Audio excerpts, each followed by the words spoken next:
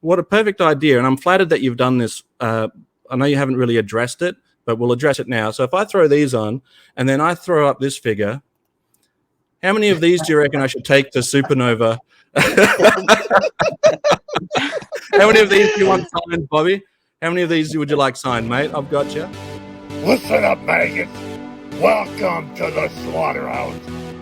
Right. Good evening, ladies and gentlemen, and welcome to the Slaughterhouse. I'm your host, Hazel Phoenix, and joining me today is Toykennections sharpshooter Ken Poe. She's got the right stuff and hangs tough, Slaughter daughter Kelly Remus, and our very special guest, Valaverse's man of action, Bobby Vala. No need for the applause. No need for the applause. It's a tradition on this channel. Yeah. We record. We're not as confident as you to just go live. So I often have to cut out a bunch of stuff that Slaughter daughter Kelly says, usually because if it's anything, it's because of her. But Bobby, right. this is Kelly.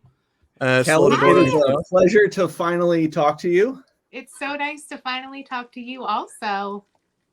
You in Action Force, and that's all I've heard for the past 2 years. That's awesome. That's good. That's good. Ken, it is good to meet you as well. Bobby, absolutely a pleasure. I'm normally used to listening to you talk on Valaverse, so this whole two-way thing is going to be a bit new for me, but absolute pleasure. And I know you're a wrestling fan, so I brought the goods. Yep. I just bought this at the flea market 6 hours ago. I was like, it would be really good timing when I meet a big wrestling fan who also happens to be a big Joe fan and made Action Force come back. I would say, there we go. And you have, nice. Yes, I like that. Well. I like that custom belt. So let me move my margarita and put the belt out. Yeah. There's room for both. Saturday night for us. Cheers. Yeah. Cheers. Sunday morning, so yeah, mine's non-alcoholic. Well, I'll throw the belt down for now and just bring up a good idol. Oh yeah, baby. Here. Oh yeah. And it's the Ultimate Edition. I did not chintz out when I knew you were coming. Ultimate's a good one. So, Ultimate Edition. Yep. You've done well. Slaughter daughter always brings the goods. Yep. Although we're a little bit hesitant because that's right. She brought the guns too. But she's got a new tripod that we're waiting to see if it will collapse or not. I was having difficulties at the beginning there. I'll do this quick intro and then we'll get into the show. All right. Welcome to the Slaughterhouse, Bobby. Great to have you.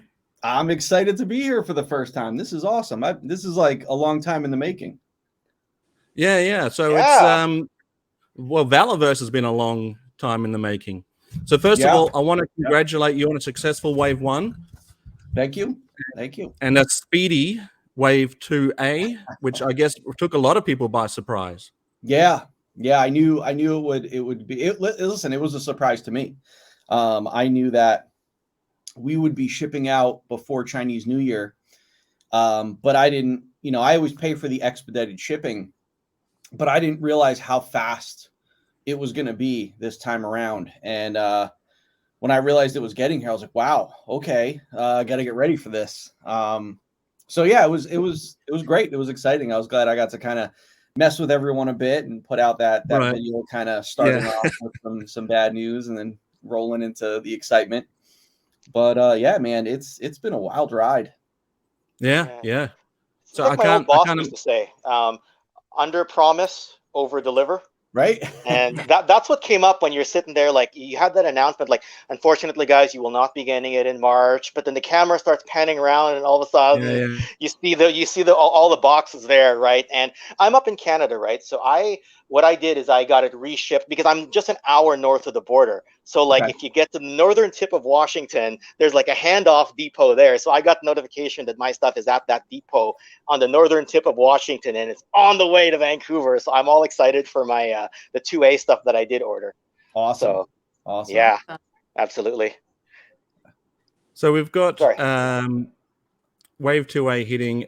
Wave 2B is due to arrive when, do we know? I think it's probably going to arrive late May.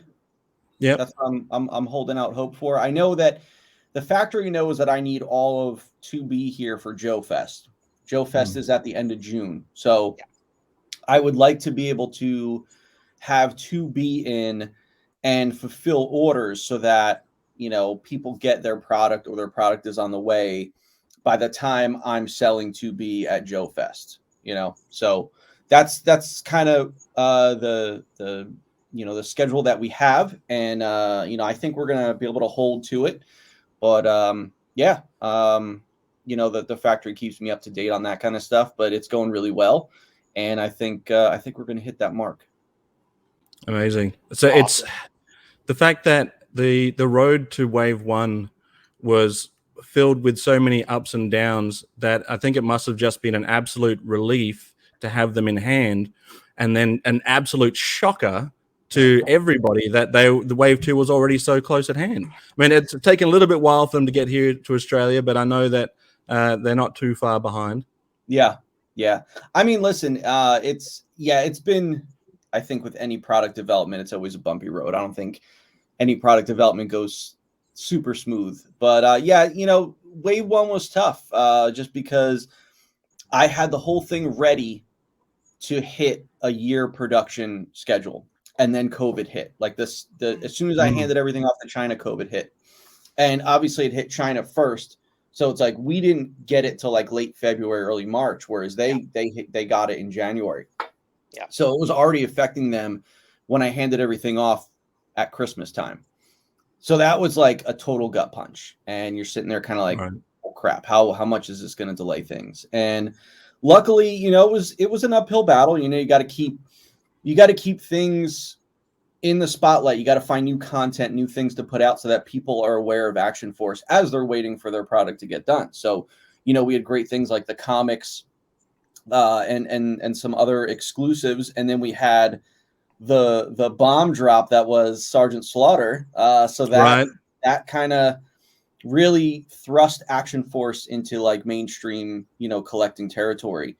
Yes. And then, yeah, it was still a bumpy ride after that, just getting it all done, you know, a lot of delays, you know, COVID was just a killer for production, and, you know, it all got here, and, you know, but the good thing is, you know, the stuff for the new parts for Series 2 were tooled with Series 1 so that we knew that production was going to go a lot faster for Series 2.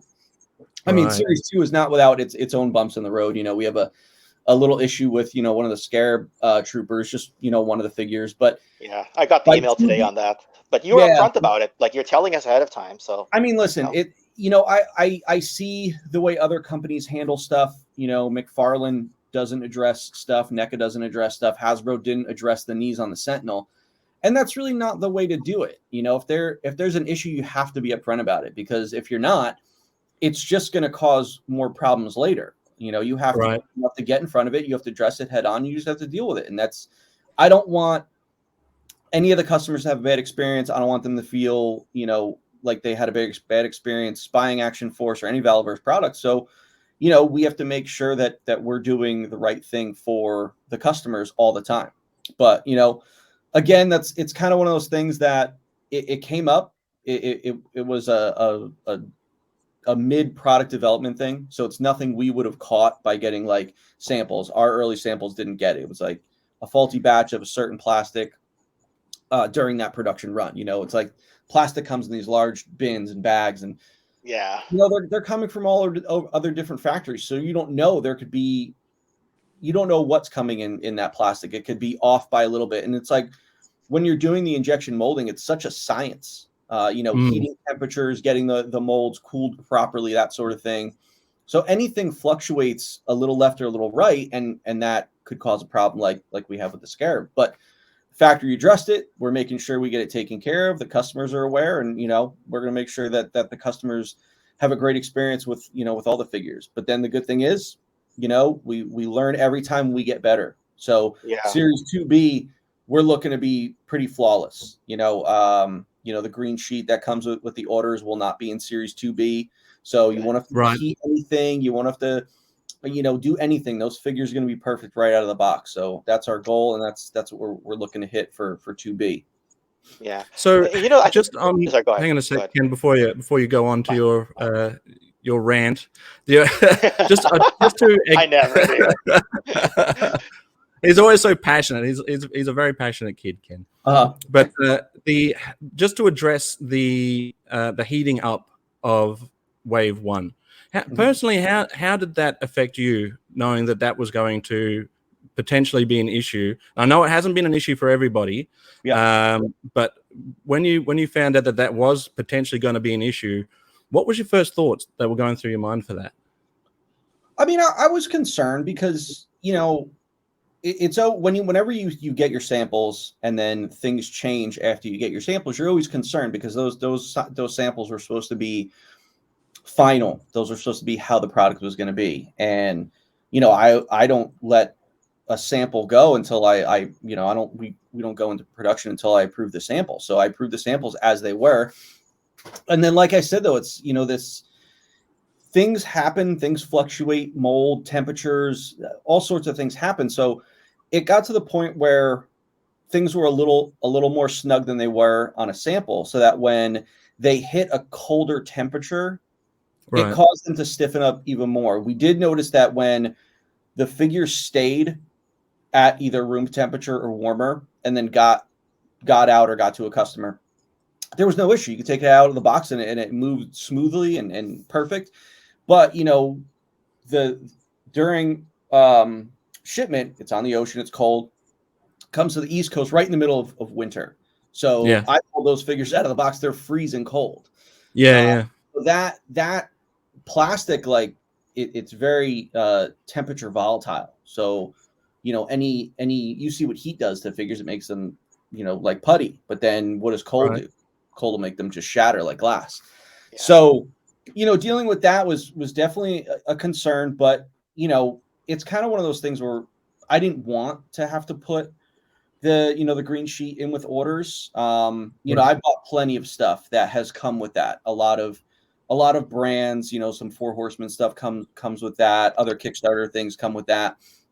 But it was one of those things where it was a goal not to have that happen. Unfortunately, there are some things you can't control. So we felt that the best way to do it was to make sure that if there was any tight joints, that the customer had every kind of direction to fix that issue. You know, we don't want the customer to have any sort of bad experience. So again, we want to get in front of it and make the customer aware, so that if there is that potential issue, you know, they have the means to fix it. And anything that broke, we you know, I sent replacements, you know, within the damage window or the defect window. But when it came down to it, you know, the concern was kind of all for naught, because it was after we did the number breakdown on breakages and replacements, it was like just a little over 0.5%. I think it was like 0.67, something like that. So it was under 1%, which is great, you know, because I know that some companies have released what breakages, or some people have figured it out. Like NECA is, I think, a 25 or 30% breakage rate. McFarlane was up around 10 or 15. So to be under 1% is fantastic, you know, and even those snug joints. So, you know, and then with Series 2, without the scarab issue, I think we would be near perfect. So again, we're striving for that for 2B, because we want to make sure that when you get your product, you don't have to do anything to it. You open the box and you get it out, and that's it. As collectors, we're kind of used to it. We know, you know, at least the majority of collectors know heating, that sort of thing, when they, you know, customizers have to boil and pop all the time. But it's something as a company we're looking to get better all the time. And, you know, for 2B, you know, I want to hit that mark, definitely. Yeah. So this is the reason I switched this Kelly, over here is because, oh, sorry, go ahead, Zazel. No, you go. Go for it. It's all good. Is that every Four Horsemen figure for Mythic Legions I've got here comes with a folded sheet that says, you know, heat it up, right? So Bobby knows what I'm talking about, right? So it's like, and they vary, right? Some of them are really tight coming out, some are not. I've been buying Four Horsemen stuff for a couple of years now, right? And now people are starting to compare and say that, you know, Action Force is filling that military gap very much the same way that the Mythic Legions has been filling the high fantasy gap, which, you know, I think that's a fair comparison for now. But yeah, I mean, every single one comes with a little folded sheet right below the figure that says, here's how you heat up the figure. So for me personally, it wasn't the first time I had to deal with something like that. So, and Right. you know, like a lot of people also don't understand that, like, because I have some friends in the industry as well, and you're not going to catch everything on certain, like, you can only get so much from a test shot, right? Yep. Because, you know, you Yep. get a handful of test shots, handful of samples, and then your production run could be in the tens of thousands, right? Yep. And then how do you catch something on a handful of test shots, right? And like I've had friends who've done some stuff for like third-party transformers companies before. The transformation tolerances are so tight, especially on some of the early waves of the early companies. Like I remember the first time I got an X Transbots or a Fans Toys transformer. If you twist something a certain way, it'll scratch the paint off on the hood, and then everyone was complaining online. So a lot of the complaints I saw about Action Force were the same complaints I saw on a lot of the third-party transformer stuff already, right? So I think some Right. people are just warming up to the idea. I know it's a little bit of a different world, but you know, I think like what Bobby said, you know, if a lot of it's going to be fixed by Wave 2B, then you know you're kind of off to the races.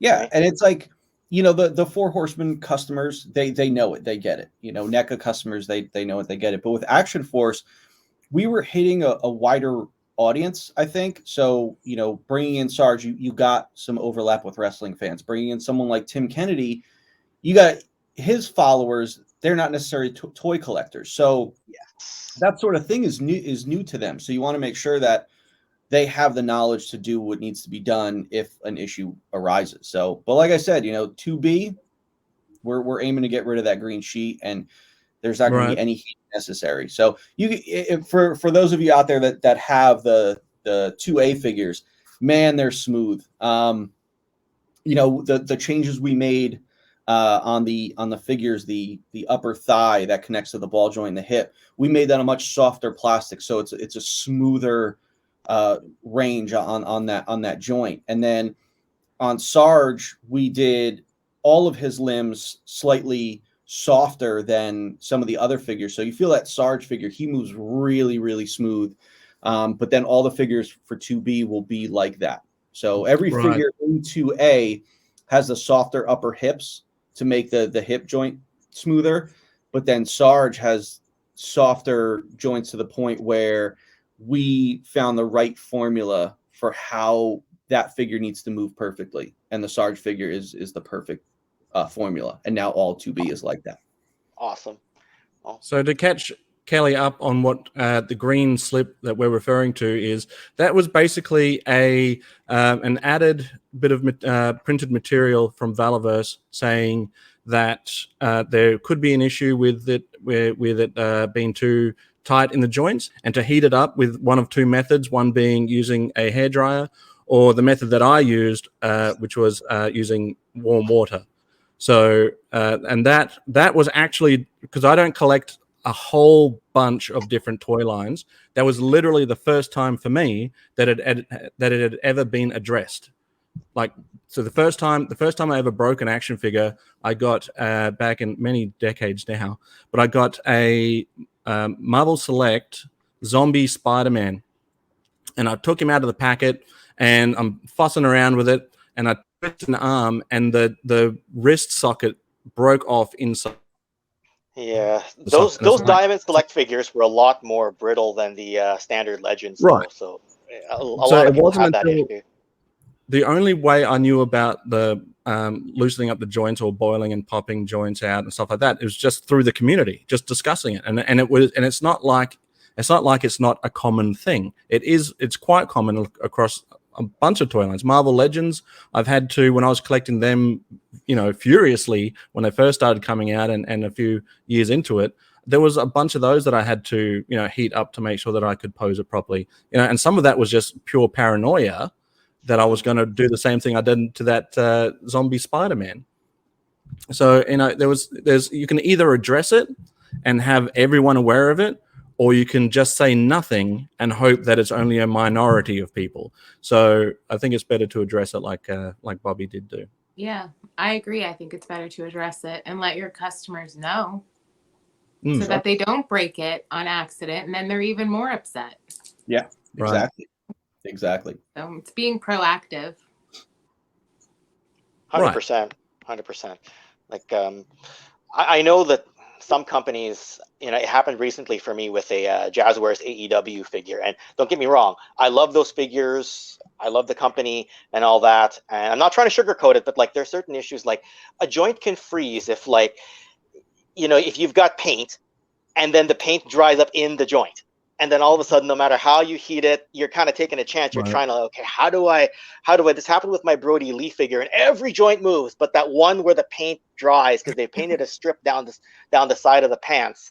Still love the figure. It met all my expectations, but this stuff is going to happen. You may get one frozen joint here and there, and you just live with it, right? I mean, these are not the simple figures we had in the 80s anymore. So, and that's, right. and that's Jazzwares, who I think have a reasonably proven track record with all their Fortnite stuff, right? Yeah. So yeah, right. Wow. I can't the Sergeant Slammer variant right in front of you, Bobby, and I've mentioned this to Kelly, and I've mentioned it to Sarge himself, is that I'm going to have to rectify that with my therapist, and why I wasn't able to obtain one. I'm getting all choked up just talking about it. But as a Sergeant Slaughter fan, being told that you can't have something just really, really up. It was an upsetting moment, but I'll get over it. You can't have my LJ and mail away Hasbro. Right, that's another thing I need. Yeah, so it's a great looking box. Like, I know that it's essentially a box difference and not a figure difference. Yeah. Yeah, but I've got Space Commander, who is also comes on our show quite regularly. He's over in the UK, and he was dying to try and get his hands on one. But obviously, I understand with COVID being a thing and postage and so forth being this one here, I went right back to you, and you had to send it a second time. So I understand that there are certain limitations to what you can and can't send out right now. But, and it's like I don't want to not ship out internationally, but the issue with the Australia stuff, it's like I lost thousands of dollars on those orders just because PayPal kind of screwed me over, because they wouldn't reimburse for the shipping, because they were like, well, the person didn't buy it. Yeah, because PayPal has some weird thing. If the customer doesn't buy the item through PayPal, they won't reimburse you for it. But I'm like, wait, I bought the shipping. Like, I paid for the postage. PayPal. Yeah. So it's been a long process, and I was like, listen, I can't. The Australian customers, they purchased this stuff. They pre-ordered this stuff. It's they've been waiting a year and a half for it. I'm not going to tell them, no, I can't send out your order and just refund their money. So it's like, I ate the cost and sent out those orders to everyone, because it was more important for the customers in Australia to get that stuff. But then, just because shipping prices rose exponentially because of COVID, and then shipping was just a pain, I said, you know what? At this point, it's easier just to not do it. I have enough retailers around the world that can get to the majority of people and do it that way. Right. Now, granted, something like the Slammer, I understand. But I try to make the sting a little less, because it is only a package variant. I didn't of course. When I did this figure, I didn't want people to feel like there's only 500. It's so different, and it's going to be so hard to get. I'm going to have to pay crazy secondary prices. I wanted people to feel like, listen, as a completist, you don't necessarily have to have it, because it's still the same figure. We didn't change anything about it. It's just a packaging variant. Yeah. Hope I get it. I get it. You want the stuff as collectors. We want the stuff, but again, like I said, I tried to make the sting a little less, just because I didn't change anything about the figure. No, but you know what? You've done really well to get like international partners and all that, because I know that I ordered select figures from waves 2A and 2B directly from you and had it reshipped. But around that same time, like in Canada here, you partnered up with Heroes World, E-Collectibles, Toy Snowman, Outrun Collectibles got the Sarge. Like, I have all these options now within Canada for like future waves and all that. So, you've done well to at least build those international relationships. And the price hardly works out to any difference at all. Like, I was trying to calculate how much would it be to buy it from one of the Canadian retailers versus buying it directly from Bobby and doing the reshipping. It was within a few dollars. Like, it was almost nothing to do it within Canada. Now, obviously, a lot of that depends on how many figures you buy, how badly you get hit with taxes at the border, whether you get the free shipping within Canada, if you get over a certain threshold with that retailer. It's a lot of factors, but in this particular case, it worked out to be about the same as if I'd done it through some of the online retailers. So I just thought you'd like to know that as well. No, that's great. Thanks for letting me know. Yeah, that's good to know that. Yeah. I mean, we're trying to get even more retailers because it's like, we have one small retailer in Australia, but I'm looking to bring on way more. I want to expand that fan base in Australia and give people more options to buy in Australia. Same thing with, the UK and Europe. I want to get more retailers on board, carrying Action Force just to expand, the customer base.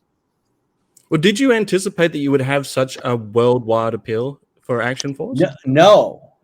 I have a map in the office where I do all the shipping from, and I put pins in the world map where we come to a new country. I put a pin in it, and I look at that map, and it's amazing how many countries we shipped Series 1 of Action Force to. It was wild. So knowing that it's worldwide like that, India, all of Europe, Sweden, South America, Africa, it's crazy, but it's also very cool. So, it definitely took me by surprise. I figured there would be a decent European audience just because of Action Force's history.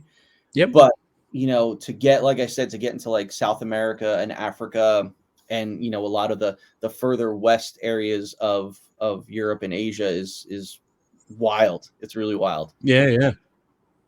So Sarge did a fantastic promo for Action Force. It's so great. He's got that passion behind it. It's time for action, he says. But Kelly, I'd love to hear your unique perspective on seeing your dad in this scale. Yeah. I mean, I have to say, Bobby, that is probably the best rendition I've ever seen of him in any. It's my favorite action figure of him because it looks just like him. So Sarge called me up one day and he told me that. He said, my daughter said that your figure is the best looking one of me. And I was like, really? Like, you have so many figures out there. Like, really? Yeah. And like, I was so taken back by it that I was like, that's crazy. I told my wife about it. Of course, she didn't really get it, but it's like, I was so excited to like hear that because as a designer, you want to make the best thing possible. And then especially when you're dealing with a real life person, you have to make sure you nail them perfectly. And that was my goal, with Sarge, to make sure it was a perfect representation of him. Mm-hmm. So when he told me that, I don't know if I got all choked up about it, but it definitely hit home with me. I was like, wow, like that meant a lot to me. So, to hear, I'm glad I got to hear you say it because I was going to ask you about it. Well, he was not lying. That's so awesome. Thank you so much. Yeah, the chin, absolutely. It's amazing. The chin, the way when he does that face and he puts his chin out even more, Yeah. I love it. It looks, it's so like well done. His granddaughter, my daughter is like, Grandpa, Yeah. So it's really cool. Yeah, I did a sculptor on that one. There was definitely a lot of back and forth. I said, no, do this, make this a little different, push, pull here, that kind of thing. Because he had to be perfect. But yeah, like I said, I have a great sculptor. She did I did a 10-minute video comparing the Ultimate Edition Sarge with your Valaverse Sarge about a month ago, and when I look at them side by side, right? Yeah, okay, the WWE one has certain like accessory features and all that, but I really thought when I put them side by side on the video that the head scan was better and more accurate on the Valaverse one, right? And that's saying a lot because the Ultimate Editions are supposed to be the peak of what Mattel has to offer versus a first run, of a new company, right? A relatively new company, right? So I thought it was quite when I looked at it together, I was actually trying to sound objective on the video and trying not to say, oh my God, the head scan is so much better, because it wouldn't sound very professional if I said that, but you're hearing me say it now. So, Well, the other thing is, with the Action Force Sarge, what I try to tell people is he's not the G.I. Joe Sarge. He's not the WWE Sarge. he is the Action Force Sarge, so he's something different. And yeah, I wanted to kind of take him out of wrestling and out of G.I. Joe and put him in this universe and how he would be represented in this universe. And I wanted it more true to modern day Sarge, rather than, you know, WWE or G.I. Joe Sarge. Mm-hmm. Well, that's what I mean. The Ultimate Edition Sarge is a great looking Sergeant Slaughter for that period in his life. Yes. Right. You look at those facial sculpts they did for that figure, and you can see you know, the heel Sergeant Slaughter look. You can see the you know, the face wrestler look that he would do. But what you've got here is a great representation of how Sarge looks today. You know, he's got that, and I always point to the guy behind my shoulder there. That's, you know, I think that's a fair comparison. This version of Sergeant Slaughter and the guy behind me, we have never gotten a Sarge that's been aged up or appropriately aged. I don't want to say aged up necessarily. No disrespect to to Dad Kelly. He's been ageless. Mm-hmm. He Right. absolutely is. And now he is his age. Right. And I actually thought that was fascinating that you did that, Bobby. I thought that was really cool that you had him be his age and you have him have a knee issue and he wears a knee brace and all of that, because, you know, like that's real life. Like, you know, that's, I mean, he doesn't have any problem in real life, but I'm saying, like, when you get up there in age, you do start having these issues. And yeah. So I thought it was fascinating that you made him his age. Yeah, Thank very you. cool. Thank you. I also love how the file card just vaguely refers to him being as part of a special unit that ended in 1994. I was like, that is like the most obvious Easter egg, but it's exactly the tickle that we as fans need to build our own interpretation of the, now I guess 2028, I think is when Action Force is set up. So that's just to build that into our imagination and just tickle that it's just enough. So I was like, okay, familiar yet refreshing. That's what I call it. And that's the thing, you know, I wanted to make something new. I wanted to make a new character with a new backstory, but at the same time, he has so much previous history that you can't ignore it. So, like the belt you have right there. Yeah, to throw those little Easter eggs out there, it's important because you're acknowledging that history, but also at the same time, you want to lay a new road that goes off in another direction. Mm-hmm. Yeah, but I think that's great because you've got you do say that this isn't Wrestler Sarge, this isn't G.I. Joe Sarge, but you've got the Action Force title, which is an obvious sign of respect for the history of the real life. Bobby Remus. Great first name. I guess you guys have got that in common. Yeah, right. So this belt, Sarge actually, the guy that made this belt is a good friend of Sarge's, and Sarge was like, he was the one that came to me with the idea. He said, I think it would be great if you made an Action Force belt that you could bring to Joe Fest and show off. I said, you don't have to say anymore. And he said, I got a great belt guy, and he got me in touch with his belt guy. So, you know, it was cool. You know, I have a picture of Sarge holding this belt from Joe Fest. So, you know, it's cool. Those moments are like moments I'll never forget. Mm-hmm. That's awesome. Absolutely. He has lots of really good ideas. So listen to him because he has lots of really good ideas. Yeah. Are we going to see more Sarge in Action Force? I would love to. I don't know how much I can say. I would love to keep doing Sarge in Action Force. That's I guess that's all I'll really say for now. But yeah, I mean, he's fair enough. What he has done for this brand, I'm indebted to him forever, just because he helped, you know, bring this brand into the spotlight, and he took a chance on kind of an unknown. You know, I reached out to him. He didn't know who I was or what Valaverse was, and I made a pitch to him, and he loved what I put together, and the fact that he said yes, and we were able to build this partnership has been unbelievable. So, you know, again, I'm indebted to him for, you know, taking the chance and coming into this brand and helping build this brand to what it is now. So, yeah, he'll, even if we don't, continue our partnership, and and this is just what Sarge was, he'll always be a part of Action Force. That's the thing. He's in this universe now forever. Because I have a really good idea that might go well. So if you'll indulge me for a minute, okay. I'm gonna give you the pitch. Right now, Wave 3, we all know is going to be female figures, right? Yep. You got female figures coming in Wave 3. Now you may have strong female characters. You may even have tough as nails female characters. But have you got a badass bitch? I present to you Action Force's next breakout, fan favorite, must-have action figure phenomenon, Slaughter Daughter. Well, you've got female bucks now. You've got female bucks in Wave 3. That's quite the pitch.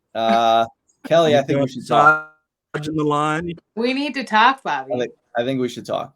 Yeah. We should talk because my dad and I have talked about this, and he thinks it's a great idea.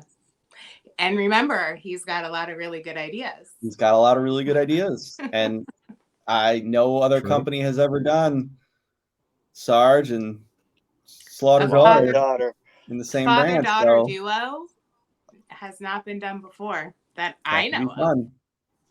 Well, I think you and I should have a conversation this week, and we'll talk over some things. Okay. Nice. Okay. Well, that was an easier pitch than I thought it was going to. Listen, I'm always open to great ideas. If you come to me with a great idea, I'm always open to it. And I will buy this figure if it goes through. Just gonna put that out there. I mean, you need a badass bitch, Bobby. Listen, I got a couple badass bitches in Series 3, so. But they need a leader. But listen, you can never have too many. That's right. That's right. I'll tell you what, those so. Oh yeah. It's not simple. My brother came up with this art for you specifically, Bobby. He also came up with this concept, which is Slaughter Daughter and her misfit team. Just to throw some ideas in there. Like but the Sarge best idea. The Renegade, Slaughter Daughter has her team. Look at this. I should just throw away all my ideas for Series 4 and 5 and just. We got it right here. We've made it easy. Hey, we're willing to wait. It's so easy for you. Well, look, you can reuse Trigger's head in the middle one. I know you don't like reusing heads, but I see Trigger's head in the middle. So let me tell you something. Bobby. That's not even the end of the great ideas that Kelly has had, because she also had the idea of bringing in animal sidekick. Wow. Her name is Karma. Karma. Because if I don't get you, Karma will. Wow. And if you notice Karma has a battle wound. I see that. But she's always got an eye on you. Well, she only has one eye. I do this segment on my YouTube channel called Valaverse Declassified, where I let fans ask questions. Yeah. And I take a half hour to answer those questions, and I've gotten a bunch about animal sidekicks. So really, I mean, if it makes sense, it makes sense. It makes sense. I mean, we're right there. We'll talk. Right. We are witnessing history right here. Put you on the spot, buddy. Well, I like you're open to the idea. Again, like I said, if it's a good idea, I'm always open to it. Listen, fan ideas are very prevalent in this line. The slot on the back of the stand to hold the file card, that wasn't my idea. Right. That was a fan's idea. Oh wow! The fact that the backpacks can store stuff was not something I had planned. That's really cool. We had to make the backpacks hollow for production, and then we were going to glue that back panel on. And then I was doing a live stream where I was showing test shots, and someone said, "Hey, can you fit anything in the backpacks?" And I'm like, "Well, that's awesome." So it's like having those live where I go through samples is fantastic on so many levels. No other company does it because you can interact with the fans and they can see the process, but also it could spawn cool ideas and allow the fans to be part of that. So that's why I love doing those kind of things. So I can't wait. I think we're going to get test shots of Series 3 by the end of March. So I can't wait to do another one of those for people to see. Yes. So I did actually see that live stream as it was happening, and that was an exciting moment where it was a realization that something more could come of this. I just even now it's one of those great moments between fans and the production of an action figure. Speaking of and I'm flattered because now I'm going to hopefully see Desert Rat at Supernova this year. Analog Toys, Tony Roberts, and he's going to be bringing some of his action figures to sign if he can make it. Hopefully, COVID permitting and so forth, we'll be able to catch up and have a few beers and a few beers more. But he's going to sign some of his Desert Rats, and I thought, what a perfect idea. And I'm flattered that you've done this. I know you haven't really addressed it, but we'll address it now. So if I throw these on and then I throw up this figure, how many of these do you reckon I should take to Supernova? How many of these do you want signed, Bobby? How many of these would you like signed, mate? I've got you. Well, I did make his beard more on the red side, so it's changed up a little bit. But well, it's the light, mate. I've got plenty of ginger in my beard. I'm happy to. But I've started my workout regime like Tony Roberts has, so I'm ready for Supernova. And so when fans see I'm representing Action Force as Trigger. Awesome. It's just a proud moment, mate. Proud moment. But obviously that's not true. But in my head, it is. Yeah, it's all good. I can't unsee it now. Right? I ordered Trigger, and now I'm gonna be like opening it up. I'm not gonna be calling it Trigger. I'm gonna be doing like an unboxing on YouTube. I'm be like, and we have Zazul Phoenix. No, wait, hold on, take two. Well, it actually didn't even occur to me at all. Like I don't personally see it other than the beard, but it didn't occur to me until Tony mentioned it on his live stream. I was like, well, I'll just roll with it then. Good stuff. I mean, people like when my beard was a little longer, I kept it longer in the front. People would ask if I was either Trigger or I was Carrick, and I was like, I'm neither. I'm not putting myself in the line, but it's well, there's going to be more to Valaverse than just Action Force, right? Absolutely. So there's opportunity somewhere in there. Yeah, I'm having some prelim talks with some companies now about acquiring some IPs. So I'm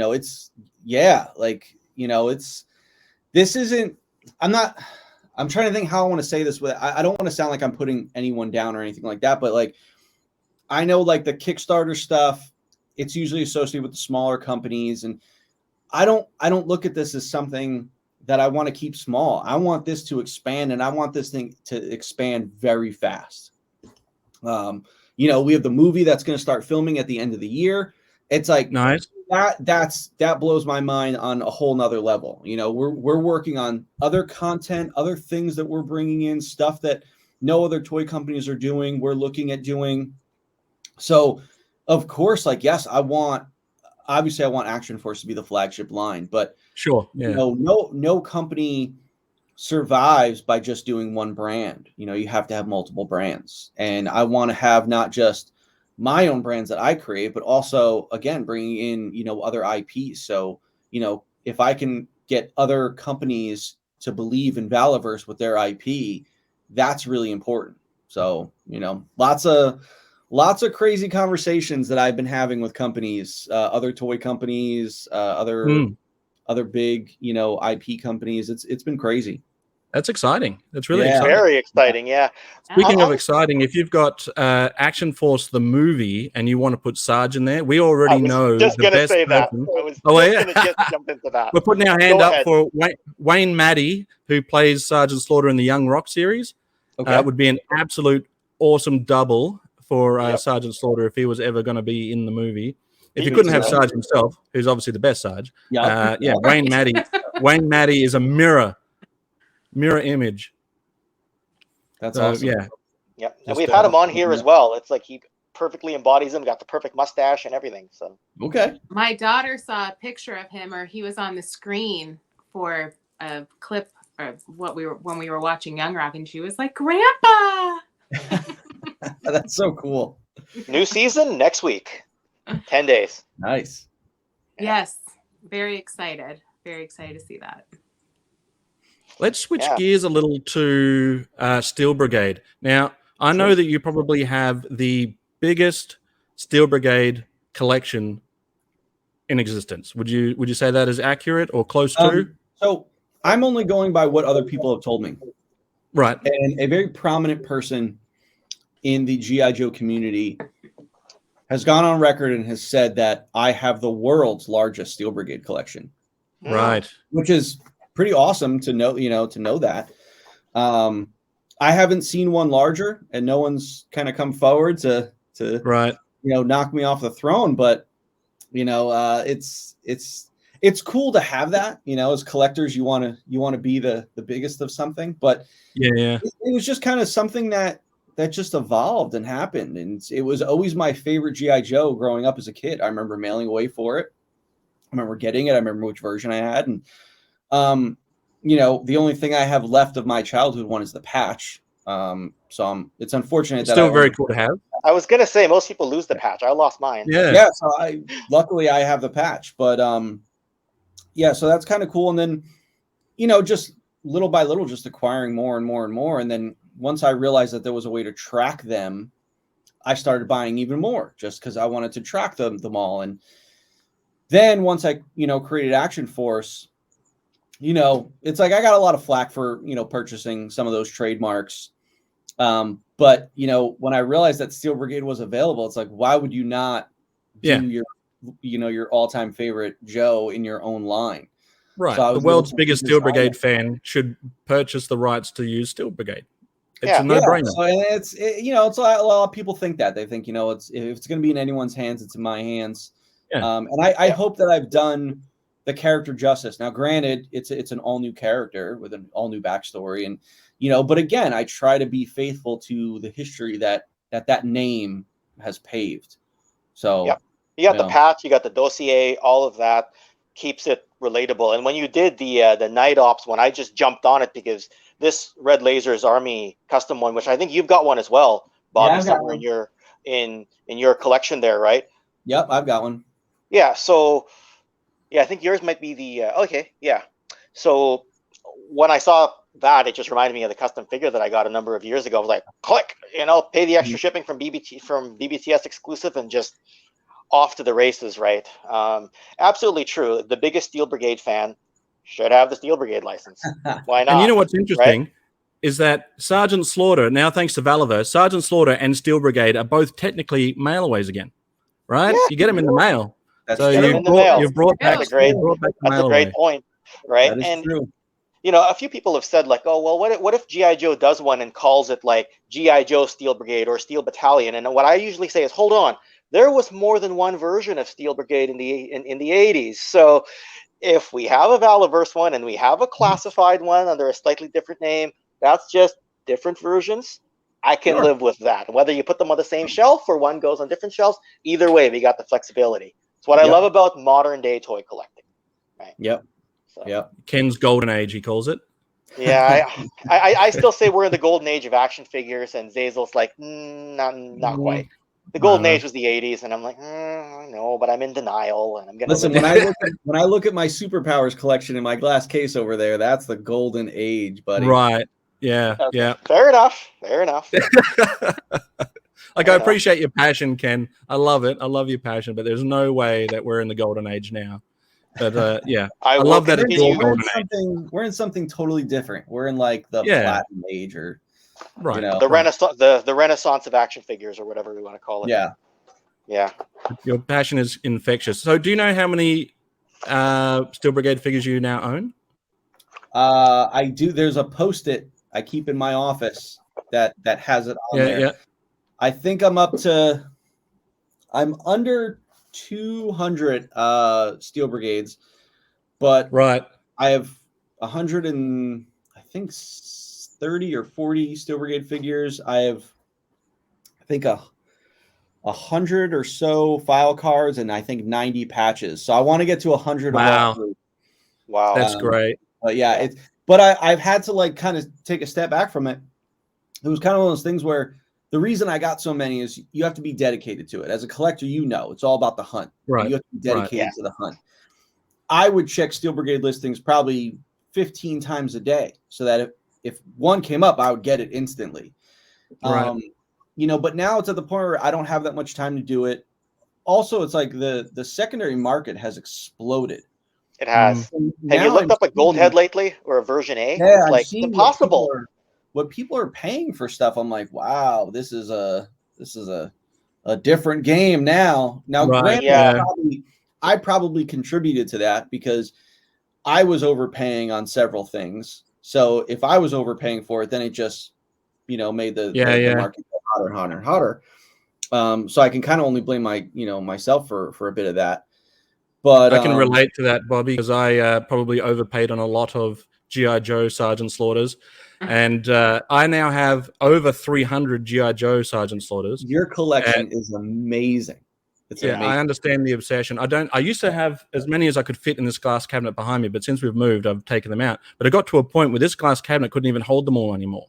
It was, I think, I ended up, and one of the amazing things that I say is that I got to roughly, it's over 300 now, but I got to roughly 300 of just picking up wherever I could and however I could Sergeant Slaughter G.I. Joes of any type.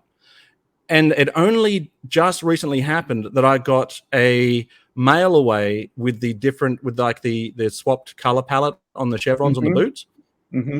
And even though I'd been picking up random on all of these Sergeant Slaughters, and even though I had over 300 Sergeant Slaughters at this point, it was actually a really exciting moment to be able to hold a version of Sergeant Slaughter that I hadn't had in my collection before. And I couldn't understand why I hadn't seen one earlier. If you've got so many, how are you only just grabbing one now? But I understand the obsession. Maybe mine's not an army builder like Steel Brigade, so it's a little bit harder to explain away other than pure obsession. But yeah, I probably did drive up a lot of cost for just any Sarge now. But I have a friend who collects tons of Yodas, like the vintage Yoda, the way I collect Steel Brigade. And he's like, I take credit for driving up the market. How can you not? When you have that many and you're willing to pay overpriced for it, it's like it got to the point where the file card alone, I started out paying $30 for a piece of paper. It got to the point where I think the highest I paid for a file card was $140. And that's a piece of paper. Wow. $140 for a piece of paper. Yeah. Wow. Mind blown. Oh, yeah, it got bad. Yeah. I mean, in 2019, I was offered a gold head Steel Brigade for, I guess, in American dollars, the equivalent of about $4 or $4.50 American. And I was like, it's too much. I think I'll wait around. Well, try getting one in 2022. Sure. Right now, I wished I jumped on that gold head back in 2019, which actually Zazel was just a few months before I got that LJN Hasbro Sarge. Right. Another one I need to get. And it's just like the market is just, I don't know, like the guys who were in it are in it, and it's just tough competition now. Like a gold head goes up, try putting an opening bid of $450 US right now and see how long that bid lasts. Give it about 5 seconds, it'll be outbid. Right.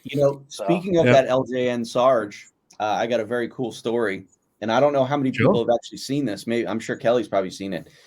At last year's Joe Fest, at the end of the show, we were all kind of packing up, and Sarge had a cardboard box with some bubble wrap in it. And he said, "Hey, I have something to show you," and he didn't show anyone the whole show. He just showed me at the end.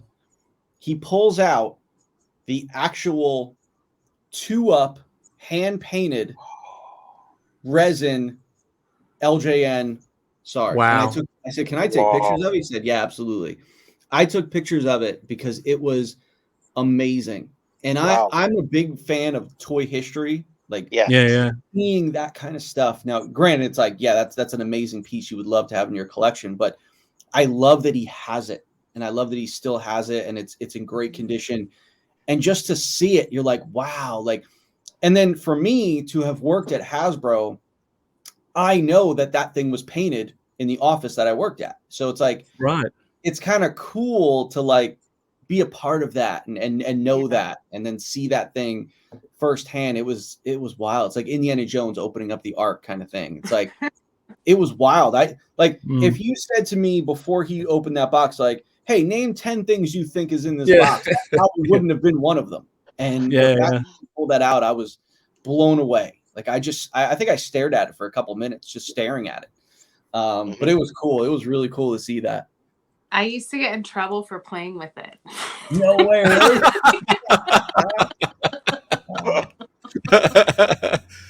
Kelly.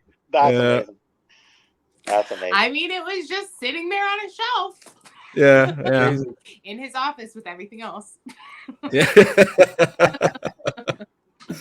Oh man, I think he would have got a kick out of seeing your reaction, Bobby, when he showed you it. That's probably why he saved it right to the end, so he could get your personal reaction from that. I mean, if he was looking for a reaction, he got one. Yeah. That would have been a great sight to see.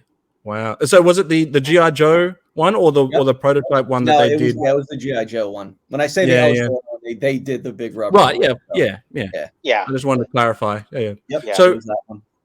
I would be remiss if I did not pass over to Ken for his epic Steel Brigade story that he has.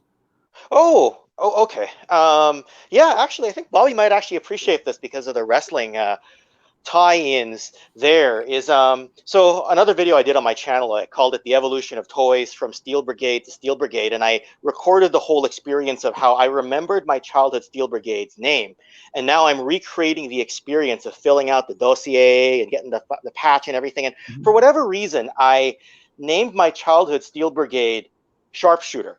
And as a lot of people know, I'm Canadian. My favorite wrestler of all time is Bret the Hitman Hart. But the thing is, that sharpshooter did not come out until 1991, right? And of course, as everybody knows, Austin's career was largely made on WrestleMania 13 by passing out to the sharpshooter. I'm blocking my own face here. I'm just going to.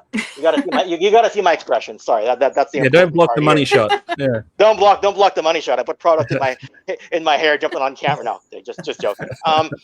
So like I remember just like putting all that together, and then just thinking about the history of like, you know.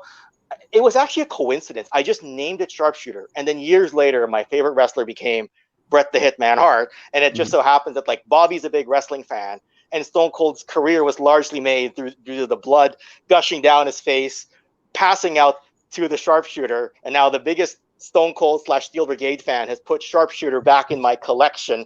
And Bret and Stone Cold sat there like 23 years later to talk about that moment. And all these years later, I get to thank Bobby for that moment. You know, so that's my sort really of cool. That's really cool. That's awesome. I mean, it's a lot of people have messaged me like, hey, listen, you gave me an opportunity to fill out, you know, my childhood Steel Brigade dossier again. And I think that's awesome. Now I get notifications when someone fills one out. So it's like on my database, like I can go and see everyone's one.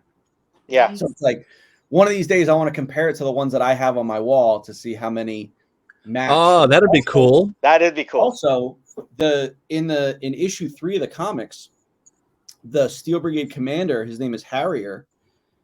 That Harrier name came from a gold head file card that I have where the child named that Steel Brigade Harrier.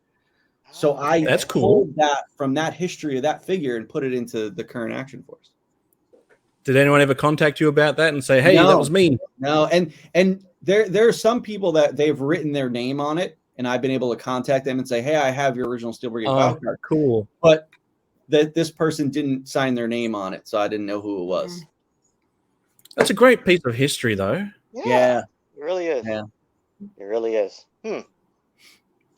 So we've got, what's that Steel Brigade helmet behind you there, Bobby? This one over here? Yeah. This is, Oh, a good friend of mine, a big supporter of Valaverse, Sam Sears. He runs the Legion. Oh yeah. He's the admin there. Yeah. Yeah. He's a really great guy. And I went to Joe Fest last year, and another guy that we're all kind of tight with, he said, hey, I have a present for you from Sam. And he had Sam on his cell phone video chatting, and he made a pillow. This is a Steel Brigade pillow. That's cool. He took the sculpt, the image of my Steel Brigade, and made a pillow of it, which is really awesome to have. It is. It is awesome. You know, it's like I love this kind of stuff. So yeah, that is cool. but then it must, you know, I got this bad boy right here. You know, a guy right. Yes, I've seen that before. Brigade helmet, which is pretty cool. So that must blow your mind too, that people are coming to you with your creations and presenting you with things that you may not have thought about. Like you might not have thought about, I'm going to make a Steel Brigade pillow, but there it is. Right? You know? I know, it's so cool. I'm like, wow, well, I checked that off the bucket list, you know? So have you got any plans to potentially make wearable Steel Brigade helmets? So yeah, because I worked on the Legends line when you know, back in 2016 when we came up with the idea to do the one-to-one kind of prop replicas. Right. I ran that line for several years, and I did all of them. I designed all of them. You know, the Iron Man helmet, the couple cap shields, the Star-Lord helmet, the Black Panther helmet, the Ant-Man helmet, the two Thanos gauntlets, the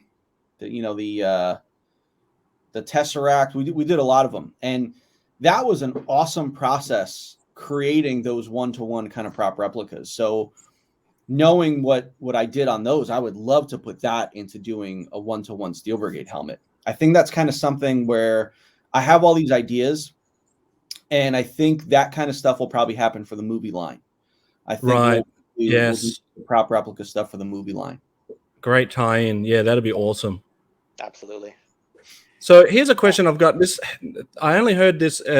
Someone, I can't remember who told me, but someone mentioned, and you can tell me if it's true or not, that you had a hand in designing the Rise of Cobra mobile pit. Is that true?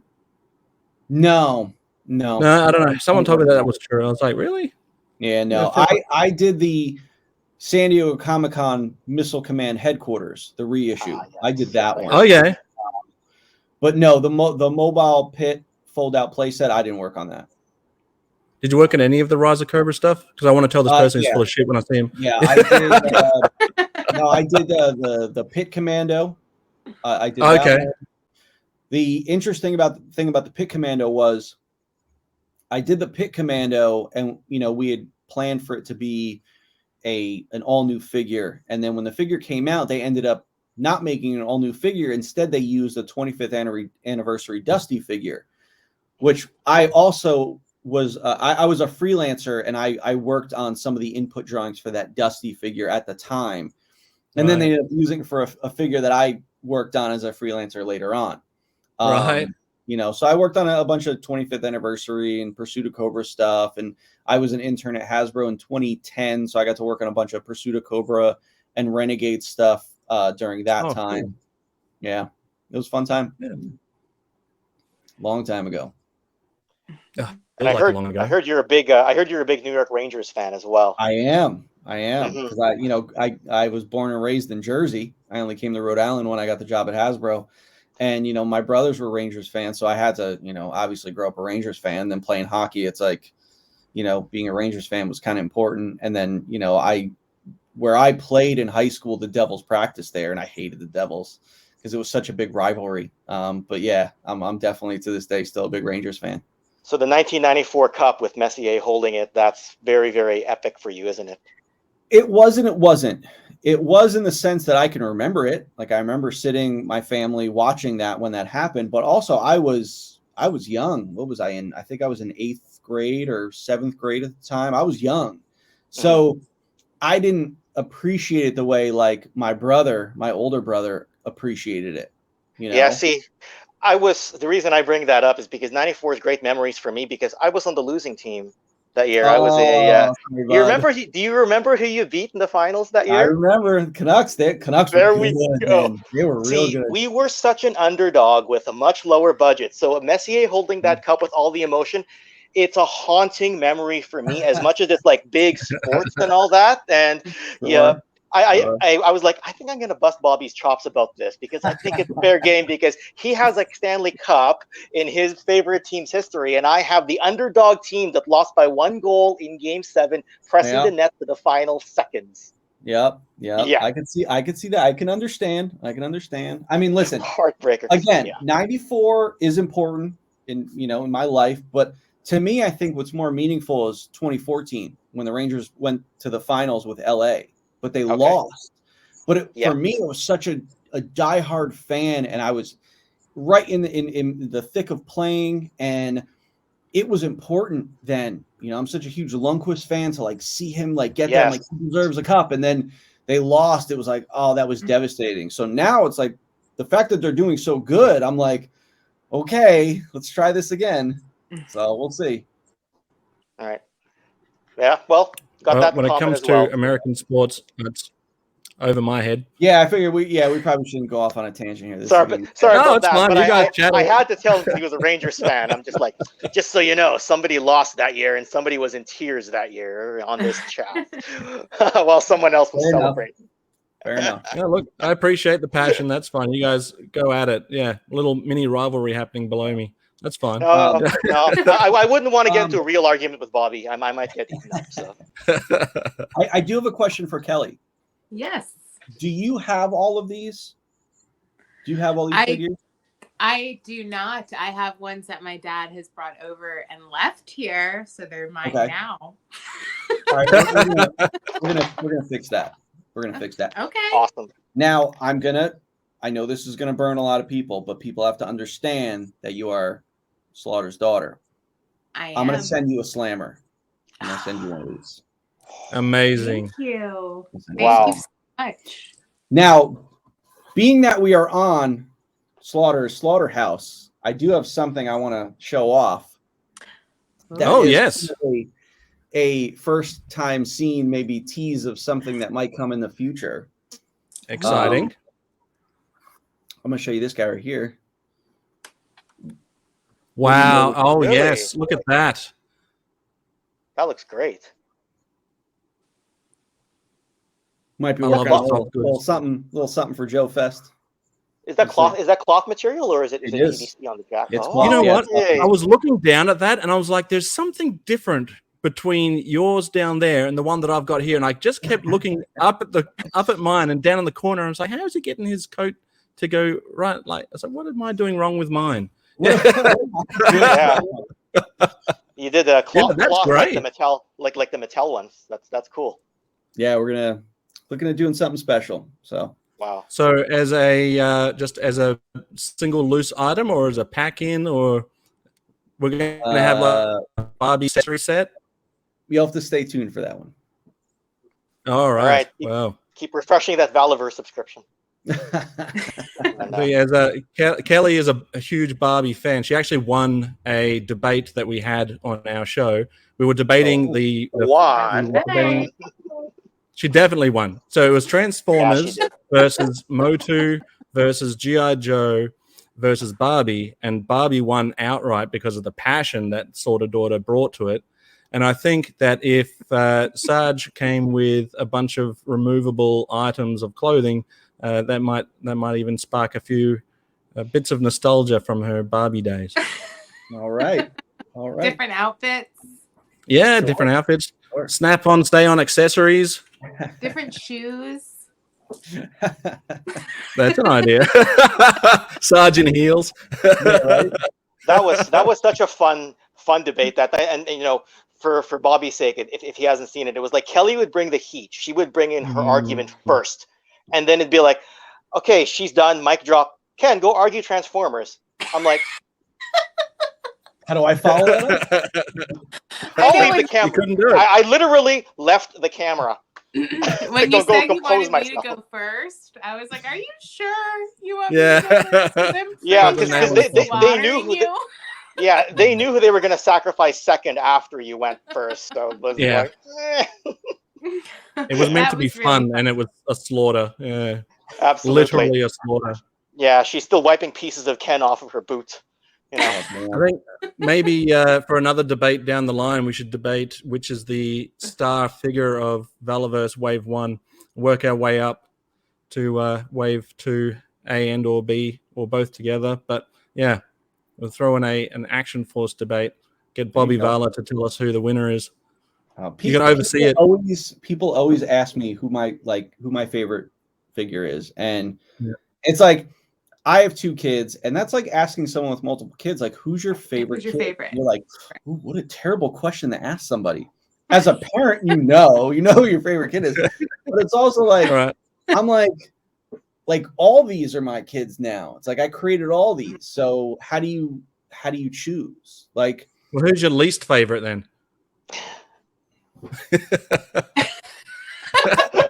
Curveball. Bobby Yeah. pleads the fifth. I don't know, man. That's a tough one. I don't know. Yeah. I mean, it's like they all have a certain like aspect to them that makes them important. Steel Brigade, obviously. Sarge, obviously. Bone Collector was the first character I ever designed. You know, the Swarm Troopers are so cool and so out there and weird. You know, and then it's like bringing someone like Tim or Tony into the line is really cool. You know, to see those guys, like Trigger's awesome. Like, it's hard, man. It's hard. Don't ask me those questions. Yeah. I think it's great that you're bringing real life celebrities into the line too. Yeah, it adds a symbolism to it. After Sarge came in the line, it wasn't like one of those things where I said, well, now I have to have a celebrity in the line every time. Right. Things just kind of happened. Like when I was doing series 2, I was talking with a buddy of mine and he's like, you know, you should look into like real world military guys. And I'm like, well, listen, and there's only, you know, if I can get in real world military guys, just like a guy that's number 1 on the list, that's Tim Kennedy. And I said, you know what? I just reached out to Sarge and it worked out. I said, shit, let me reach out to, you know, Tim Kennedy and see how this will go. And it's wild because over here, I have like a little table over here. There's a picture of me and Sarge together at Joe Fest holding the Sarge figure. And then on the other side, there's a picture of me and Tim holding the Tim figure from when I went to Texas to go shoot some stuff with him. So it's like, that's wild to like see that. And then you'll have to get a photo with Tony at Joe Fest. And that's the thing. It's like me and Tony have grown to become like, I was familiar with Tony's channel for years before I ever like talked to him. So when I became friends with Michael French and he goes, hey, I should get you in touch with Tony. And I'm like, no way, you know Tony? It's like, I knew Tony. So the fact that me and Tony are such good friends now, it's like he and I are going to watch UFC after this podcast. Like we're going to watch it. And nice. Like, I love Tony to death. I can't wait to meet him in person. So to be friends with him for these last few years and have our friendship grow and then have him in the line, and the fact that we've never met before, it's like, it's pretty awesome. And then, it's like these guys, him and Tim, both SAS guys for US and UK. It's like, that's so cool. Like it, you know, Sarge is on one level, and then those guys that they're on a totally different level because of what they are. And it's like, now it's like people are like, who are you gonna put in the series? Right. I'm like, well, now it's like, I don't want to feel like it's a trend now, but you know, it's sure. You know, but you know, a lot of UFC fans will very much appreciate getting a guy like Tim Kennedy, and like people can. Yeah. Tim Kennedy is one of those guys you say, "What's your favorite fight of his?" Right, and for a guy like me, when he beat Bisping, I thought he came into the fight as the underdog. So when he beat him, I was like, "Wow!" Like this Tim Kennedy guy, who I've just heard of, is now able to beat a guy who eventually became the middleweight champion. Sure. It's kind of a big deal. And then there's, you know, the controversial fight with Romero and all that. Like, he's created a lot of memories in the octagon. So like you're attracting that crowd now, which is amazing. And you brought up a good point. Covington versus Masvidal is tonight, I think. Yep. Right. So who do you got? Who do you got? I got Colby. I think he's gonna. So do I. Good. So do I. I was gonna say that I think it's that wrestling. I was trying to tell my wife. I said, you know what? It's like I never really miss a pay-per-view, but this was one of those ones where I looked at the card and I'm like, I don't really like any of the other fights, but I'll pay that $70 just for the main event. Well, George is, Masvidal is going to bring the trash talk and the intensity. So we'll see. Should be good. Yeah. Wow. Yeah, I'm not watching it, but you have a good fight. Yeah, it's not really my thing, but I opted for the AEW pay-per-view tomorrow, so I'm not watching tonight. But I'll watch tomorrow's MJF versus CM Punk. And everyone keeps telling me I have to watch that. My partner, the producer on the movie, he's going to the pay-per-view, so it's like he's like, oh, you should watch it, and I'm like, I'm not a wrestling fan anymore. I've been out of it since Stone Cold retired, but maybe I'll see. But so was I until AEW came out. That's what everyone tells me. Everyone tells me AEW will get you back in, but watch CM Punk's return. It's also really like, I wish I could watch more stuff. You know, I'm just so busy. It's like I leave work, I go home, do dinner, bedtime with the kids, and then me and my wife sit down on the couch. She watches Hallmark movies, and I'm on my computer doing work. Right. So it's like it's a constant job like this, doing this job. Yeah. You know, the fact that like I really don't have employees. I have someone who kind of works for me part-time, but it's like I'm still doing all of this on my own. You know, so it's constant. It's a constant job to make sure that everything runs properly. I'm dealing with 2 separate factories in China. You know, the comic stuff, trying to work out deals with other people. It's a mess, man. I don't want to say it's a mess. It's just a lot. So it's a lot, right? So I can't tell you the last time like I binge watched something. I can't watch new shows. I don't have that kind of time anymore. Yeah. I went and I saw Batman, which was awesome. Oh, cool. You know, I don't really get to do much anymore. Hopefully that eases up as, you know, maybe in between series 2A and 2B, I'll have like a little bit of a break. We'll see. Yeah. It's nice to see that. It's nice to see when you're posting photos of people that come and give you a hand to lug these boxes. And I saw that one of that little kid, you know, picking up a box. Is it? Oh, cool. Yeah. That's nice. Yeah. Yeah, he said to me, he was like, "Daddy, can I come?" He likes coming here. And he's like, "Daddy, can I come?" He was off for school break. And he's like, "Can I come to the office with you?" And I was like, "Yeah, bud, but listen, I'm going to be really busy. We're sending out hundreds of orders each day. I got guys here working." I was like, "So you're going to have to just kind of chill out and play and watch TV." And I expected him to get bored really quick. Man, he was helping. He was helping me label boxes. And when the UPS guy came up, he was like, "Oh, I'll help." And he was grabbing boxes and giving them to the UPS guy. It was awesome. He was here all day and he was great. So who threw you into those boxes on the? I threw myself into those boxes. Yeah. So I don't know if Kelly, I don't know if you're aware, but when Series 1 came, it was really late one night and we were here. It was probably like 10 or 11 o'clock and we were just tired. And I was like, you know what? We've been working really hard. I want to do something fun. And I piled up a stack of boxes and I just like dove headfirst into a giant stack of boxes. Nice. And then Tony said to me, he goes, "You know, you have to do another box jump video for Series 2. So now I'm like, well, crap. Now I got to like outdo the first one. So the whole like 3 days we were boxing, I started stacking up boxes little by little on the side of the wall there. And I was like, all right, I know what I'm going to do. And then when we finally finished, I said, all right, here we go. This is how we're going to do it. Yeah, so I do this jump into a ton of boxes, which is really funny. Nice. Did you get it first take? Huh? Did you get it on the first take? Oh yeah, we only get one take at that, baby. that show is live. He's like, I'm not setting that up again. Right? Yeah. So now I gotta outdo myself for Series 2B. Yeah, that's right. See, this is that trend that you keep getting put on. I know. You get stuck in these That's the one trends. where you have Sarge throw you into the boxes. Yeah, there you go. That would be amazing. He's coming to Rhode Island in May, and I think I'm going to do the show with him in May.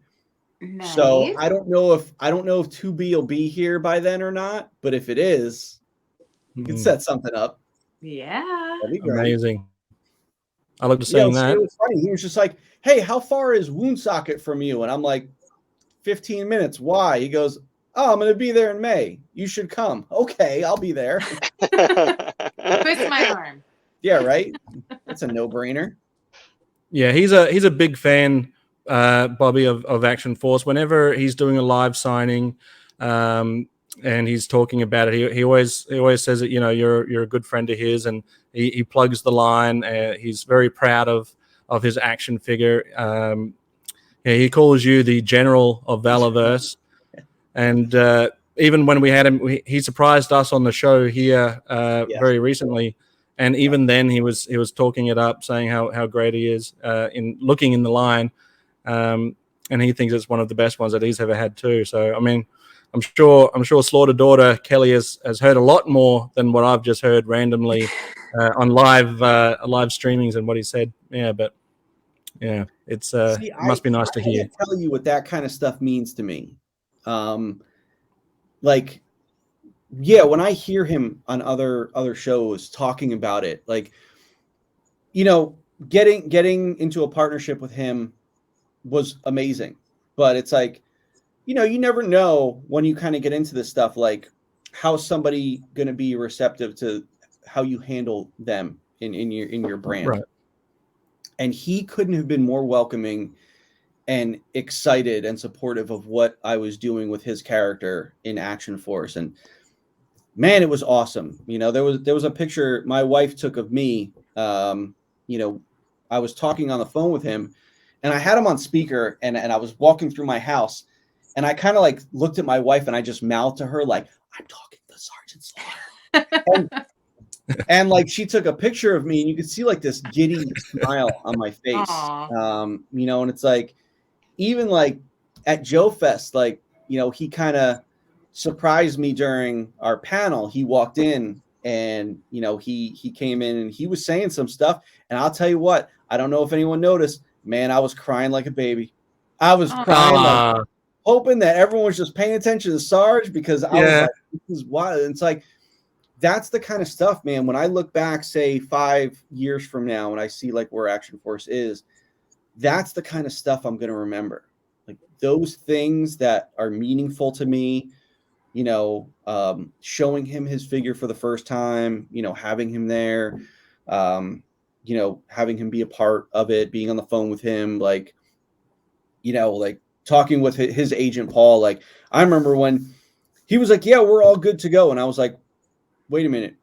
You mean like, what do you mean? Like, we're all good to go? Like this is really happening? We're all good to go? Because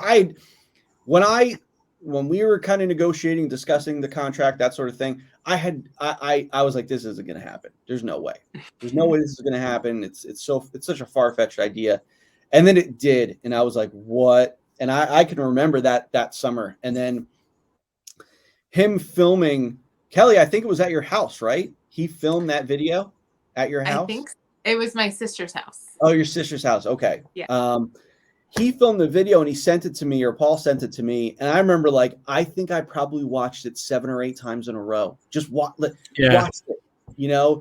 And I was like, wow, like to hear him talking about Action Force and like, this is wild. And he's wearing the shirt that I sent to him. And I was like, this is so cool. And then when we announced Sarge, it was kind of like I threw a grenade and walked away. Like, we announced Sarge, and then I just didn't look at my phone all day. And then I shut my computer off and I was playing with the kids, and we took the kids for a walk. And it was like, I just felt my phone. It kept vibrating, vibrating, and vibrating. Like, and I was like, what is going on? And then like at night, after the kids went to bed, I'm sitting in bed with my wife, and I'm like, this is blowing up bigger than I could have ever imagined. Like it exploded. And then, you know, Matt Cardona, who is Zack Ryder in WWE, he reached out to me, and I'm like, this is nuts. Like, wrestlers are reaching out to me, asking me about what's going on with this Sarge figure. Like, it was wild. And there's so much of that I'll always remember. You know, so it's like the Sarge ride is a ride all on its own. Like if there was an Action Force Disney World, Sarge would have his own section, because that'd be cool. that I went through with it. You know, so Kelly, your dad is, you know, I can't thank him enough. It's been amazing, you know, having him part of this brand. He loves being a part of it, and he will be a part of it as long as you let him be a part of it. Like I said, he's part of this. He's part of this brand forever. Yeah. I still like the idea of a 2-pack. 2-pack. There you go. 2-pack. I talked to him today before I came on, and he wanted me obviously to say hello. So hello from him, but he wanted me to let you know he's right outside of New Orleans right now, and he is at a wrestling convention, and he said he signed at least 20 Action Force. That's figures. Cool. And he's like, I'm not even at a G.I. Joe or like a toy thing. It's a wrestling thing that I'm at. That's cool. So they're out there. That's awesome. I still don't have a signed one yet from him. What? Yeah, I know. I'm sure that'll get rectified when you see him. I know. Yeah. We'll get it. I wanted the first one, but he ended up auctioning the first one, which was cool. Yeah, I saw that. But So- that's right. I'm gonna when I see him in May, I'm gonna get him to sign a bunch for me. Well, he watches the show, so I'm sure he'll be prepared for that now. Yeah. I texted him the other day. I sent him pictures of the new, the version 2 figure, because I got to send him his samples. I usually send him a couple cases of his figures, so he's got some coming his way. Nice. Now I used to record the live signings that he did. There's on there where he let slip that there were going to be more than one Sgt Slaughter action figure, and then he let slip that there was going to be the Sgt Slammer Action Force figure. And because I was running what I thought to be the Sgt Slaughter YouTube channel to go to, I decided to cut those clips and release those clips as I don't know, some sort of news. I don't know, but I don't know. See, the thing is about that, Bobby, is that afterwards, I spoke to you about it, and you were pretty nice about it. But afterwards, I saw you were on this live thing on YouTube with another channel. I can't remember the channel name now, but I saw your Infinity Equation, maybe Infinity Equation. No, it was before that. You're talking to somebody, and I'd released it, and I just posted it everywhere because I was so excited. Right, not thinking anything of it. I was so excited. I was like, "Oh my god, he's going to get more than one!" Or Sgt Slammer's coming to the line. And then I saw your face on this live stream. You were just like, "Oh, what?" And I was like, "You know what? I'm going to stop doing that now. I'm going to stop. It's it's not the kind of channel I wanted to be." I was like, "Nah, this is having a follow-on effect." That, but officially, I wanted to apologize for releasing that information. No need to apologize. It was, he was excited, and he didn't know not to say those things. And the next day, I called Paul up. I said, "Paul, you got to tell him he can't say those things." Yeah. I tell you can say those things. But that's all right. That's all right. Because you know what it is? It's his excitement, and that's why it's okay. It's at the end of the day, he was excited to talk about more of his figures. So I can't care about that. He didn't like leak a movie surprise or something like that. Right. He's excited to talk about his figures, which is totally okay. So yeah, it's like at the end of the day, you want to control that stuff. You want to be able to be the one to release when that stuff happens. But at the end of the day, who leaked it? The guy. Yeah, he leaked it. Okay, who better? It came straight from the horse's mouth, right? Exactly. Hey, as long as we don't have a Mattel Jurassic situation, that's all. Wow. No. Yeah. So were there, maybe this isn't a fair question, but I know you made more of the army builders than you did of the other ones, or at least I thought I heard that. Did you also make more of Sarge because you knew about the popularity?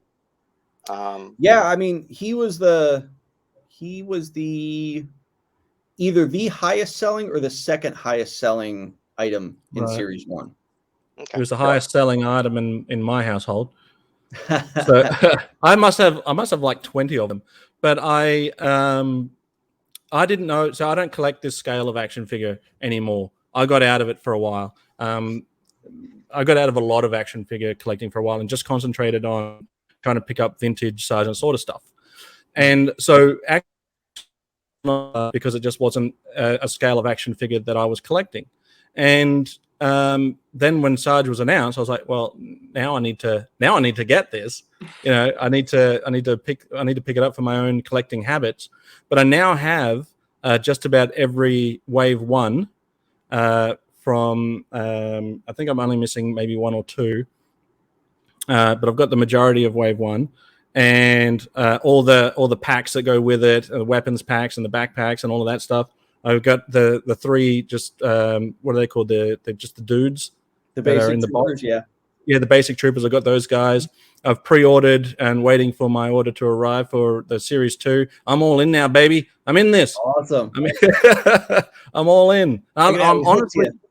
Yeah, that's it. And that was a great way to do it. And I'm sure that was probably part of it too, is to get people that may not have initially known about it. It was a great way to get people like me to find the line. Yeah. Yeah. I'm also looking forward to just see what else. Unbelievable awareness to this brand. Right. Like I said, I mean, at the beginning, it's like I'm indebted to him for bringing that awareness to it, because without him, who knows where the line would be. I think we still would have reached that success. I just think it would have taken longer. Right. He definitely helped speed up the process greatly. Yeah. For me personally, that was the first thing I saw. I was like, ooh, Sarge is in the line. Click. Oh, there's a Steel Brigade. Click. Right. Oh, yeah. Condor looks a little bit like Airborne, but has the SAS theme. Click. That was the domino effect for me personally. Started with Sarge, and then all of a sudden it becomes, Bone Collector looks pretty cool, right? So, yeah. I think and I mean this with all due respect, but I think a lot of people were initially going to supplement their Classifieds line with Action Force, but I have now seen a turn in that where now it's no longer a supplementary line to G.I. Joe. It's its own. It has own fans. Yeah. It's got its own lore. It's you can supplement your G.I. Joes if you want to, but you don't have to. You don't need. This is its own thing, and people are full-fledged fans of the line are collecting it as its own thing on its own merits, and that's great. And that was the plan. It's nothing against just customizer fodder lines, like Marauders or anything like that. But I didn't want it to just be generic figures that you buy to supplement your collection. I wanted to create an IP. I wanted to create a lore in this world and have the ability to do tons of other content. So that's why creating the story and the unique characters was so important. And then when Sarge came into the line, creating a unique story for him that fit within this universe. So I'm glad that you acknowledge that and that you see that that's happening, because again, I thought I was like, oh, I don't want this to just be a supplemental classified stuff. But it is done what I kind of set out to do, and that's create its own brand. G.I. Joe, like I'm a lifelong G.I. Joe fan, and that's having G.I. Joe is great, but Action Force is Action Force, and it's here to stay, and it's developing into something very big. On that similar note, right? I mean, it's kind of your flagship brand, but like if this line goes for, or if your company goes for several decades, I mean, hey, look, McFarlane started basically with what? Spawn. Yep. Right, and then now he's licensing other things, right? So hopefully this becomes kind of what Spawn did for Todd McFarlane, right? It's just kind of how I saw it when I first looked at it, right? I mean, I know that's kind of a lofty comparison because he's been around for 30 years now, but still, right? Same sort of concept. It's interesting you say McFarlane, because it's like I had a run-in with McFarlane when I was a young child, and he said some very interesting, nasty things in front of me or to me. So I always grew up hating McFarlane. And then I watched the documentary. I watched the documentary about him, and I was like, this guy, this journey that he's gone on, I had so much respect for, and seeing what he built. And I was able to literally put aside all that animosity I had towards him because of what he said to me as a child. That I was like, I respect him so much and what he's done, that I'm like, yes, how could you not model yourself after that and do what he's doing? Okay. So I wasn't talking crazy 2 minutes ago. Yeah. I was almost like, don't say that, Ken. You know what? What's the worst that could happen? We can cut that out, right? No, listen, the fact that he's been able to build what he's built, and like when he did all the sports stuff, I was like, he's never going to last. And then it was like, he kept going and he kept going. And now it's like, he's got the DC license. I'm like, this is amazing, Yeah. So to see what he's doing, it's like, this is so cool. He went from doing comics to having this toy company who's like this juggernaut now. He's one of the players, he's in the aisle with Hasbro and Mattel. He's not in the collector area of Target. He's in the action figure aisle with everyone. Absolutely. Else. In the big boxes. In big box, you really, I mean, Lego's its own thing, but you only really see Hasbro, Mattel, I'm not going to count Funko. There's Spin Master, right? Jazzwares. And then yeah, there's Jazzwares, and then there's McFarlane, and that's basically it, right? Yep. NECA He's shows been in up the in game some a while GameStop though. locations. Yeah, He's been in the game a while, and the only way I was ever able to find anything McFarlane wise back when it was Todd's Toys was in specialty stores, comic book stores, and stuff like that. And even then, they weren't really a lot of it. You know, they short supply. But yeah, I mean, it's a very, I guess the journey is to get your brand out there. The comic book was a great way to get the story of it out there, because the file cards offer quite a bit of story. You can only tell so much in a file card, though. You can piece together stuff yourself, and you know, you can obviously have your own headcanon, as they call it. But the comic books was a great way to flesh out some of the characters, build some of that mystery around it as well. You know, to really help drive that, and even just to see your action figures in action, which is why people are looking for in action. I'm talking about Action Force. But then you've got people asking for cartoon, and you've got people asking for live action stuff, and that's built off of, you know, an idea that you had in your head. Sure. Yeah. Sure. So I mean, how does that feel? How does that feel that you've got a whole world created from out of nothing into something? I mean, listen, it's there are times where, like, people tell me all the time, like, you have to stop and enjoy some of these moments because you're so busy, you don't really enjoy a lot of it. And I have to stop and think, like, at my house in the basement, I had a big office, and that was my Joe room. That's my Joe collection, which turned into my office when I was creating Action Force. But now my wife talked me into making that a playroom for the kids. And it's like I was down there, and we were kind of cleaning up and, you know, vacuuming the carpet down there and just getting rid of stuff. And I like found like shavings from the resin when I was creating the Series 1 Paint Masters. Wow. And I'm okay. Like, wow. Think like the line started out as like me in my basement, and now it's like I have this office here with this warehouse space, you know, in such a short period of time to go from that to this.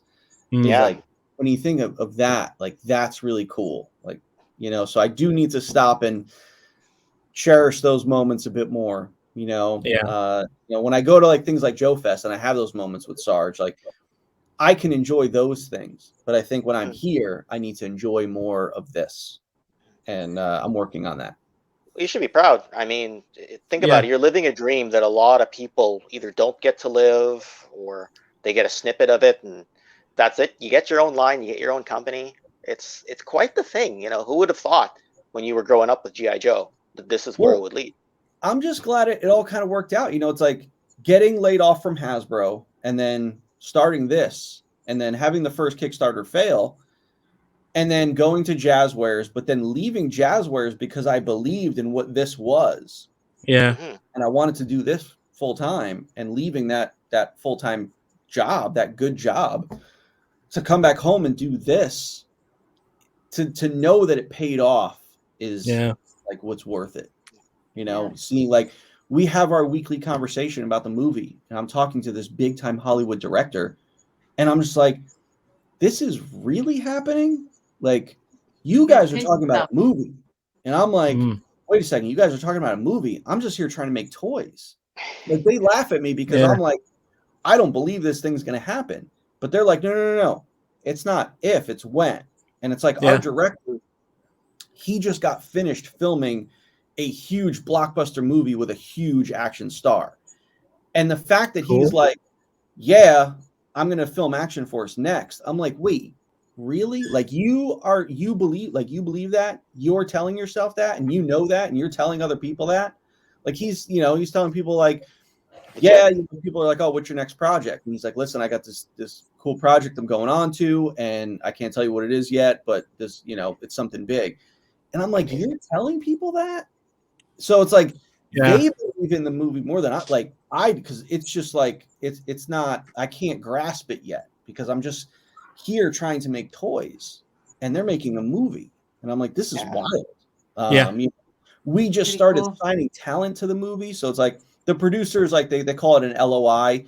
It's called a license of intent, or something like that. And it's what you send to talent that you talk about the project and they're like, yes. And it's their agreement saying that they want to be part of the project and they sign that. And then you go into like negotiations for a contract. We have like 4 or 5 like LOI signed by like actors and actresses. And it's like, that's great. The producer Yeah. like a new one like every other day. And he's like, hey, we So got exciting. something. And I'm like, what? Like, this is really happening? You know, so it's like, I'm still kind of skeptical. I'm still like, I won't believe it until we start principal Reality check. Sure. Yeah. But it's still cool to be along for the ride, you know? Yeah.